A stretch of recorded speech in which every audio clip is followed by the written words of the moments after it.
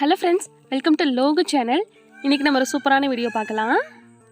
First நான் பேச வாயை திறந்தாலே போதும் மயில் வேறு கத்த ஆரம்பிச்சிருது. உங்களுக்கு பிடிச்சிருந்துச்சுன்னா மயிலோட வாய்ஸும் கேட்டுக்கோங்க, பிடிக்கலன்னு கொஞ்சம் அட்ஜஸ்ட் பண்ணிக்கோங்க.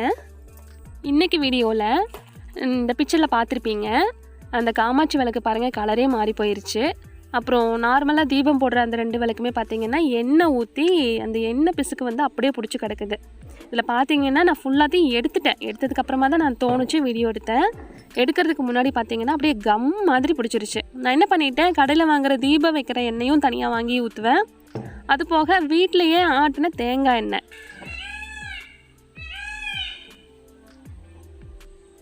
அதுவும் ஊற்றி 2 வந்து மாற்றி மாற்றி ஊற்றி பற்ற வச்சுட்டு இருந்தது. அப்புறம் பார்த்தீங்கன்னா நான் அந்த வீடெல்லாம் க்ளீன் பண்ணுறேன் அப்படின்னு சொல்லிட்டு, அப்புறம் பீரியட் ஆகிற டைமில் அப்படின்னு சொல்லிட்டு அப்படியே நான் தொடர்ந்து வந்து விளக்கு பற்ற வைக்காமையே விட்டுட்டேன். விளக்கு வந்து அப்படியே வச்சுட்டேன், வாஷ் பண்ணவும் இல்லை. சரி, நம்ம வீடு க்ளீன் பண்ணுறப்போ இந்த விளக்கு எல்லாத்தையுமே வாஷ் பண்ணிக்கலாம்னு சொல்லிட்டு நான் என்ன பண்ணிட்டேன், அந்த விளக்கில் கொஞ்சம் கொஞ்சம் எண்ணெய் இருந்துச்சு, அதோடையே சேர்த்து எல்லாத்தையும் ஒன்றா சேர்த்து போட்டு வச்சுட்டேங்காட்டி எல்லாத்துலேயும் வந்து பார்த்திங்கன்னா நல்லா கம் மாதிரி ஒட்டிக்கிச்சு. அது போட்டு வச்சுருந்த இந்த பிளாஸ்டிக் பாக்ஸ் கூட பாருங்கள், அதில் கூட பார்த்திங்கன்னா நல்லா கம் மாதிரி ஒட்டிருச்சு.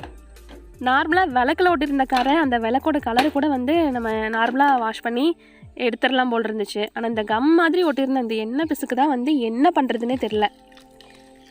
நல்லா கையில் வந்துட்டு என்னால் எவ்வளோ எடுக்க முடியுமோ அது எல்லாத்தையுமே நல்லா சுருட்டி எடுத்து வச்சுட்டேன். அப்பையும் பாருங்கள், அந்த விளக்கில் வந்து பிளாக் கலரில் அப்படியே பிசின் மாதிரி ஒட்டிக்குச்சு. நம்ம ஏதாவது ஸ்டிக்கர்லாம் ஒட்டிட்டு அது எடுத்தோன்னா வரவே வராது பார்த்திங்களா, அந்த மாதிரி ஒட்டிருச்சு. சரி, ஓகே, நம்ம சுடு தண்ணி வச்சு அதில் அந்த சோடா உப்பு, சமையல் சோடா இருக்கும்ல, அதுவும் வினிகரும் சேர்த்து நல்லா கொதிக்க விடலாம்னு நினச்சிட்டு ஒரு குண்டாவில் வந்து ஃபஸ்ட் சுடு தண்ணி வச்சுட்டு வந்து பாதி தண்ணியை எடுத்து தான் வச்சுருந்தேன். பார்த்திங்கன்னா நான் விளக்கு போடும்போது வினிகரும் ஊற்றி சோடா உப்பும் போட்டுட்டு தண்ணியும் ஊற்றிட்டேன். ஆக்சுவலாக பாதி தண்ணி இருக்கும்போது நம்ம தண்ணி ஊற்றிருந்துருக்கணும், அப்போ தான் நுர வரவும் அது கரெக்டாக இருந்திருக்கும். நுர அடங்கினதுக்கு அப்புறமா ஃபுல்லாக தண்ணி ஊற்றிருந்துருக்கலாம். நீங்கள் பண்ணும்போது பார்த்து பண்ணிக்கோங்க. ஃபஸ்ட்டு வந்து பாதி தண்ணியில் வினிகர் இல்லைனா லெமன் வச்சு சோடா உப்பு போட்டுட்டு அது நல்லா பொங்கி வந்ததுக்கப்புறமா நம்ம வந்து மீதி இருக்கிற தண்ணியை ஊற்றிக்கலாம். அதுக்கப்புறம் கூட விளக்கு போட்டுக்கலாம். அந்த மாதிரி பண்ணிங்கன்னா அந்த கெமிக்கல் வந்துட்டு வெளியில் போகாமல் இருக்கும். இதில் வந்து நான் என்ன பண்ணேன்றதை சொல்லலை, நான் என்னென்ன மிஸ்டேக் பண்ணேன்றதை சொல்கிறேன். அப்போ தான் வந்து நீங்கள் செய்யும்போது கரெக்ட் பண்ணிக்க முடியும். இப்போ அந்த மாதிரி பண்ணிவிட்டு நல்லா நுரையெல்லாம் அடங்கினதுக்கு அப்புறமா நான் வந்து மறுபடியும் சிம்மில் வச்சு கொஞ்சம் மீடியம் ஃப்ளேமில் வச்சு கொதிக்க விட்டுட்ருக்கிறேன். அந்த கொதியில் வந்து இந்த எண்ணெய் பிசுக்கெலாம் வந்துடும் அப்படின்னு நினச்சேன். ஆனால் பார்த்தீங்கன்னா அந்த எண்ணெய் பிசுக்கு வரல. ஓரளவுக்கு நிறம் மாறுச்சு, ஆனால் எண்ணெய் பிசுக்கு பார்த்தீங்கன்னா ஃபுல்லாக வரல. அது அப்படியே உருண்டு அந்த விளக்குலையே தான் ஒட்டிக்கிட்டு இருந்துச்சு. நம்ம கையில் எடுத்தோன்னாலும் கையில் வந்து ஒட்டிக்கிட்டு வரதில்லை, கையிலையும் வந்து ஒட்டிக்குது நல்லா. ரொம்ப விளக்குலாம் எந்த அளவுக்கு ஒட்டிருக்குதோ அதே மாதிரி கையிலையும் ஒட்டிக்குது. கையை விட்டு வர மாட்டேங்குதுன்னு வைங்களேன், அந்த அளவுக்கு ஒட்டிக்கிச்சு. இனிமேல் விளக்கு பற்ற வைக்கிறமோ இல்லையோ, விளக்கில் இருக்கிற எண்ணெயை மட்டுமாவது க்ளீன் பண்ணி வச்சிடணும்னு முடிவுக்கு வந்துடுறேன். அந்த அளவுக்கு வந்து பார்த்திங்கன்னா தொல்லை பண்ணி எடுத்துருச்சு. அப்புறம் அப்படியே ஒரு 2 மணி நேரம் வச்சுருந்துட்டு அதுக்கப்புறமா பார்த்திங்கன்னா இந்த லெமனில் சோடா உப்பு போட்டு தேய்ச்சி எடுத்தேன். அதில் ஓரளவுக்கு வந்துருச்சு. ஆனாலும் பார்த்திங்கன்னா அந்த கலர்லாம் பார்த்திங்கன்னா அங்கங்கே ஒரு பழுப்பு கலர் மாதிரி ஆயிடுச்சு. விளக்கோட கலர் ஒரு பக்கம், அந்த கோடாக வந்துட்டு இன்னொன்று ஒரு பழுப்பு கலரில் ஒரு பக்கம், அந்த மாதிரி இருந்துச்சு. சரின்னு சொல்லிட்டு இந்த மாதிரி நல்லா ஃபுல்லாத்தையும் அந்த எண்ணெய் பிசுக்கு போகிற அளவுக்கு, அப்புறம் விளக்கோட கலர் போகிற அளவுக்கு வந்து நல்லா விளக்கி எடுத்துட்டேன். அந்த கருப்பு கலர் மாதிரி இருக்கிறதெல்லாம் கொஞ்சம் நேரம் இந்த மாதிரி தேய்ச்சி பார்த்தும் அது வந்து அந்த கலர் மாறுற மாதிரியே தெரியல. சரின்னு சொல்லிட்டு நான் அந்த லெமனும் சோடா உப்பு கலந்து நல்லா அப்ளை பண்ணி வச்சுட்டேன். அதுவும் இந்த காமாட்சி விளக்குலாம் பார்த்தீங்கன்னா மேலே வந்து டிசைனாக இருக்கிறதுக்கும் அந்த சந்துக்குள்ளே விட்டு தேய்க்க முடியல. சரி, இந்த 2ஐயும் சேர்த்து அப்ளை பண்ணி கொஞ்சம் நேரம் ட்ரையாகவே அப்ளை பண்ணி வச்சுருவோன்னு சொல்லி எல்லாத்துக்கும் அப்ளை பண்ணி வச்சுட்டேன். நீங்கள் நினைக்கலாம் சாதாரணமாக பித்தளை பாத்திரம் வந்துட்டு நம்ம உப்பு புளி இல்லைனா லெமன் சோடா உப்பு போட்டு தேய்ச்சாலே வந்துடும் நினைக்கலாம். ஆனால் நார்மலாக மாறுற அந்த கலர் மட்டும் வந்துடும். நான் பார்த்தீங்கன்னா ரொம்ப எண்ணெய் பிசுக்கு பிடிச்சிருச்சு. அது பார்த்தா தான் தெரியும் அந்த அளவுக்கு ஆனதை இப்படி க்ளீன் பண்ணுறதுன்னு தான் நான் இந்த வீடியோவில் காமிச்சிட்ருக்கிறேன்.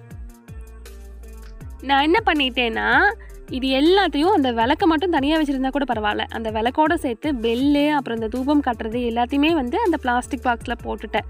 ஸோ அந்த விளக்கில் இருக்கிற எண்ணெய் பார்த்திங்கன்னா இதில் ஃபுல்லாக ஆயிடுச்சு. இது ஃபுல்லாகவே கருப்பேன் ஆயிடுச்சு. நான் பண்ணின தப்பை நீங்கள் யாரும் பண்ண வேண்டான்றதுக்காக தான் நான் வந்து இவ்வளோ விளக்கமாக சொல்லிகிட்டு இருக்கிறேன். விளக்குனா விளக்கை மட்டும் தனியாக வச்சு நம்ம விளக்கி எடுத்துக்கணும். மற்றபடி இந்த பெல்லு மற்ற பூஜை திங்ஸ் எல்லாத்தையுமே வந்துட்டு ஒன்றா போட்டுறக்கூடாது. இந்த விளக்கில் இருக்கிற எண்ணெய் வந்து இதில் எல்லாம் ஆகிறதுனால தான் இதையும் க்ளீன் பண்ணுறதுக்கு கஷ்டமாக இருக்குதுன்னு சொல்ல வர்றேன். லெமன் சோடாப்பு போட்டு தேய்ச்சி வச்சுருந்ததே வாஷ் பண்ணிவிட்டு பார்த்தா அப்பயும் வந்து எனக்கு சாட்டிஸ்ஃபை ஆகவே இல்லை. அதுக்கப்புறமா பார்த்திங்கன்னா சபீனா பவுடரை எடுத்து நான் பாட்டுக்கு என்னோடய விரல் வச்சே வந்து விளக்க ஆரம்பிச்சிட்டேன். அப்படி தேய்க்கும் போது பார்த்திங்கன்னா அப்படியே பளிச்சுன்னு ஆயிடுச்சு. எனக்கு அது ரொம்ப பிடிச்சிருந்துச்சு. தேய்க்க அப்படியே பளிச்சுன்னு ஆயிடுச்சு. இது அவ்வளோ ரொம்ப சிம்பிளான வேலையாக தான் இருந்துச்சு இந்த சபீனா பவுடர் போட்டு தேய்ச்சி எடுக்கிறது. நார்மலாக வந்துட்டு நம்ம ஒரு லெமன் சோடாப்பு போட்டு அப்ளை பண்ணி வச்சுட்டு தண்ணியில் வாஷ் பண்ணிவிட்டு பேசாமல் சபீனா பவுடர் போட்டு தேய்ச்சி எடுத்துக்கலாம். அது ரொம்ப ஈஸியாக இருக்கும்னு நினைக்கிறேன். அதுலேயும் எண்ணெய் பிசுக்கு பிடிச்சிருந்தா மட்டும் நம்ம வந்து இந்த லெமன் சோடாப்பு இல்லைனா உப்பு புளி அதெல்லாம் போட்டு தேய்ச்சிக்கலாம்.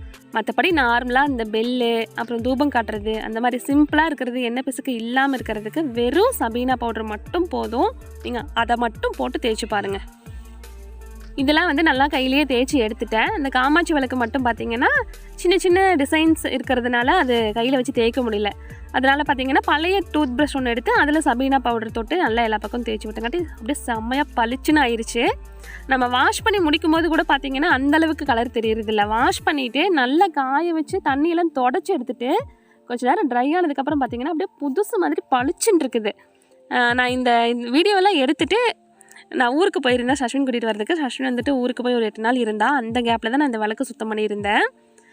போனோன்னா வந்துட்டு இந்த வீடியோ பார்த்துட்டு அம்மா இது எப்போ க்ளீன் பண்ணீங்க அப்படின்னு அவ்வளோ ஆச்சரியம். அது வீடியோ மட்டும் பார்த்ததோடு நிற்காம வீட்டுக்கு வந்த உடனே அந்த விளக்கெடுத்து பார்த்துட்டே இருந்தான். அவனுக்கு அவ்வளோ பிடிச்சிருந்துச்சும்மா புதுசு மாதிரி பண்ணிட்டீங்க அப்படின்ட்டு.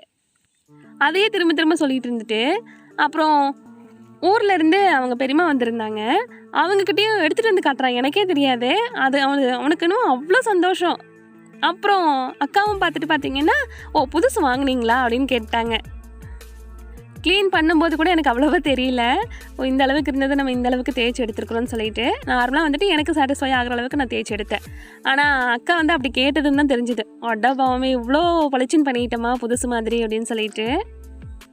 யாராவது நம்ம செஞ்ச வேலைக்கு வந்துட்டு ஒரு காம்ப்ளிமெண்ட் கொடுத்தாங்கன்னா எவ்வளோ சந்தோஷம் இருக்கும்.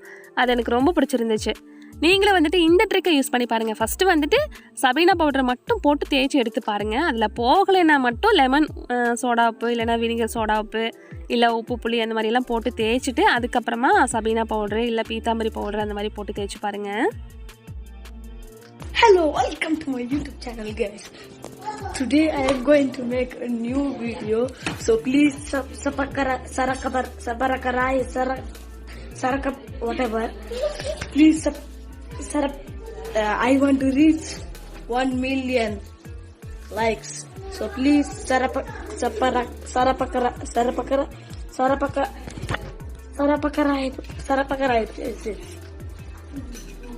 Okay, thank you.